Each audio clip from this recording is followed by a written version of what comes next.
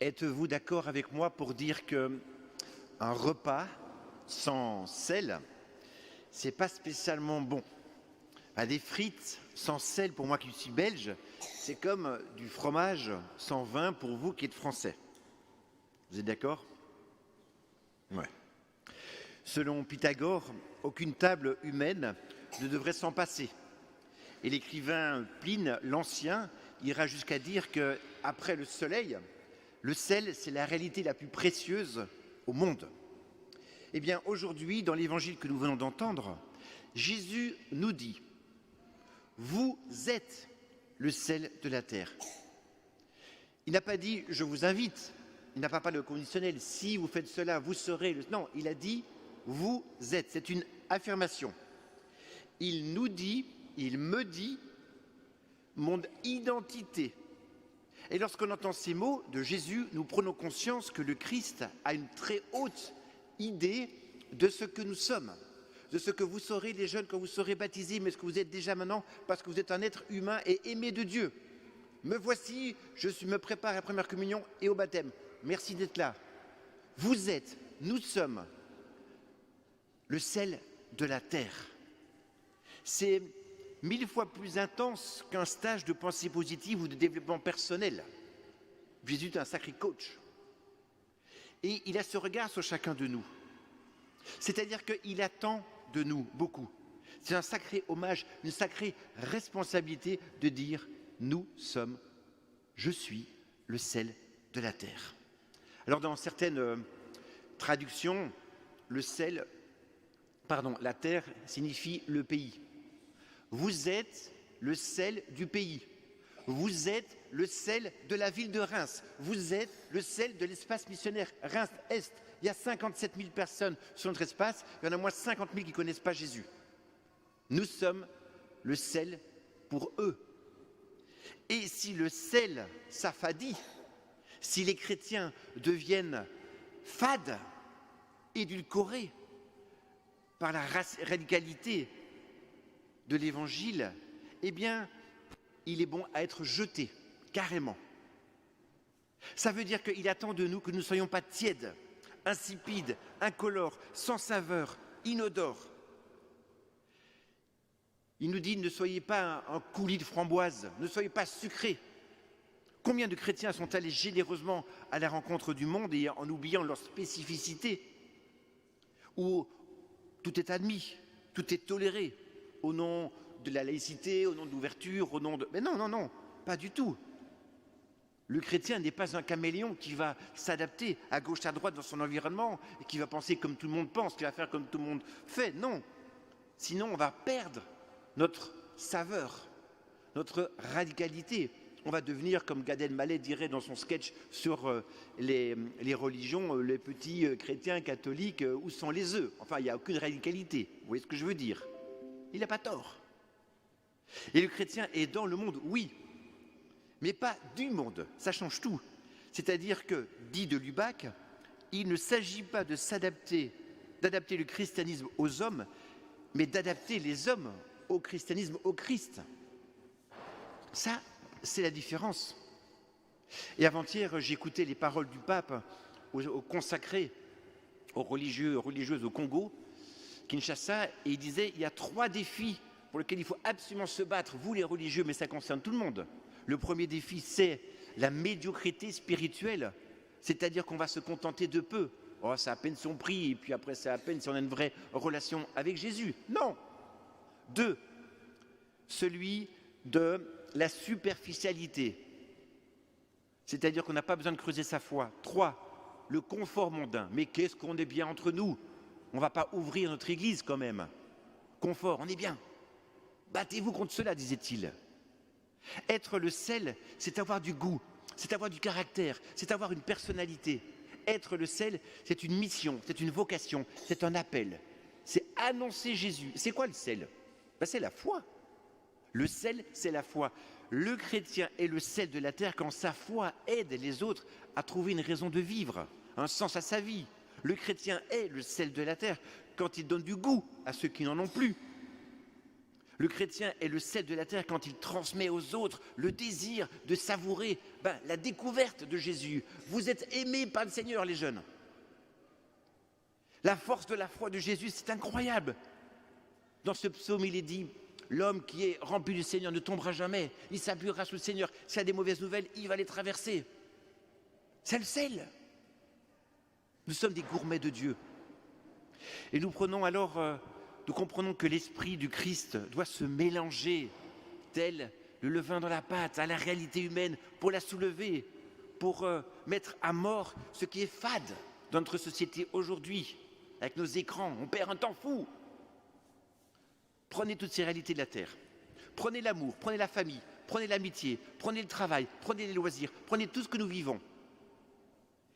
Eh bien, il y a une manière chrétienne d'assumer tout cela, une manière humaine, épanouissante, équilibrante, de vivre toutes ces réalités avec le Seigneur.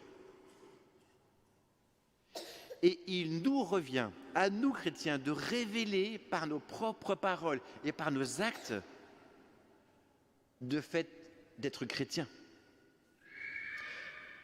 Est-ce que je peux être plus concret maintenant? Parce que vous savez très bien, c'est un concept, le sel. Concrètement, ça veut dire quoi la foi? Vous avez entendu cette première lecture, elle est magnifique. Elle répond à l'Évangile. Dans cette première lecture, il est dit « Partage ton pain avec celui qui a faim. Recueille chez toi le malheureux. Couvre celui que tu verras nu. Accueille. Arrête d'accuser les autres. Fais disparaître les paroles malfaisantes. » Le sel, c'est une manière d'être, de se donner. Le sel, il n'est pas pour nous, il est pour les autres. C'est pour les autres. La lumière, elle est pour éclairer. Le sel, il est pour donner du goût. Donc nous avons une vraie vocation. Maintenant, je termine par les priorités, par les propriétés, par les attributs du sel. Que produit le sel? Je vous ai raconté ça, c'est un exhausteur de goût. Ça donne du goût. Ok, on a vu. 2. Le sel, c'est un conservateur des aliments. Vous savez, au temps de Jésus, il n'y avait pas de frigo. Donc on utilisait le sel pour conserver les aliments, le poisson, la viande. Le sel a donc cette vertu de conserver et d'empêcher que les bactéries se développent. Il ne s'agit pas d'être conservateur, il ne s'agit pas d'être rétro. Non, il s'agit de conserver, de garder la présence de Dieu dans notre monde, dans notre cœur, de conserver la fraternité, de conserver l'attention aux autres, de conserver tout ce que j'ai reçu comme héritage, bien oui, de passé, c'est-à-dire tout ce qu'on m'a légué, ce qui me paraît essentiel, à savoir la tradition, à savoir l'héritage religieux, les belles valeurs familiales. C'est quoi les valeurs de votre famille? Peut-être tout à l'heure à table, vous pourrez vous dire, tiens, c'est vrai, le Père Lange là, il nous a parlé de nos valeurs. C'est quoi les valeurs de la famille? Qu'est-ce que j'ai envie de transmettre à toi, mon enfant? Qu'est-ce que j'ai reçu de mes parents? Le patrimoine culturel, artistique, spirituel de nos anciens. C'est ce qui n'empêche nullement d'être aussi créatif, de faire des œuvres nouvelles. Troisièmement, le sel est un agent corrosif. Peut-être que certains ont la chance d'avoir une maison en Bretagne, peut-être un bateau avec du bois, avec du vernis. Vous voyez bien combien le sel mange, le vernis mange vos volets de votre maison proche de l'eau. Et donc, eh bien, il attaque. Le sel corrode toutes les pensées creuses et les idéologies qui sont autour de nous. C'est la fonction prophétique, c'est la fonction contestataire du chrétien qui ne entre pas dans les valeurs du monde. 4. En cette période où il ne fait pas si froid que cela, mais vous savez bien que quand il y a la neige, on met du sel sur les routes. Vous savez ça, les enfants? Et donc le sel, il dissipe la neige pour permettre de continuer sa route. Bien peut-être que nous avons aussi à traverser les intempéries, à travers ce sel que nous avons, que nous sommes, comme ces chrétiens qui avancent sur les routes de la vie en faisant fondre la glace des cœurs durcis par l'agressivité, par la vengeance, par le manque de pardon. 5. Ne lâchons pas notre salière. Je continue. Nous savons aussi que le sel est utilisé comme remède pour soigner. Le sel mélangé avec de l'huile et du vinaigre, bon, ça fait un peu une vinaigrette hein, et du vin, bref, c'est pas ce que je veux dire, mais ce que je veux dire, c'est ça peut aider contre les piqûres de guêpes et de serpents. Vous savez ce que c'est que l'asthénie? C'est des crampes qui sont dues par le manque de sel dans le corps, et ça fatigue et ça épuise. Donc c'est bon le sel pour donner la force, pour donner de la vigueur à notre organisme spirituel. 6. J'ai dit ça tout à l'heure et je me suis fait reprendre, donc je ne sais pas si c'est vrai, mais j'avais lu que le sel, c'était un engrais pour la terre. On m'a dit Stéphane, ne dis pas ça, en fait ça fait l'inverse. Donc je ne sais pas s'il faut que je le dise, mais paraît-il c'est un bon engrais. Et que nous aussi nous sommes invités à être un engrais pour la terre, c'est-à-dire à partager notre joie d'être aimé de Dieu. Bon, je ne m'apaisantis pas dessus. Alors 7. Le sel a comme fonction de symbole d'hospitalité. Du temps de Jésus, quand on offrait l'hospitalité à quelqu'un, on lavait les pieds des disciples, de la personne, et ensuite on leur mettait du sel. Un petit pot de sel pour montrer que, on était accueillant pour cette personne. Je pense que nous aussi, dans notre monde, nous sommes des êtres de relation. Nous avons besoin d'être accueillis et d'être accueillants comme chrétiens pour montrer la fraternité. C'est tellement important. Ceux qui ont fait ces repas croisés, vous en savez quelque chose. 8. Le sel de la fidélité.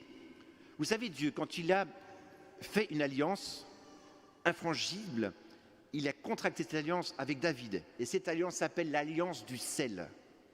C'est-à-dire qu'en ce sens, le chrétien est aussi le sel dans la mesure où il est fidèle en amitié, il est fidèle en amour.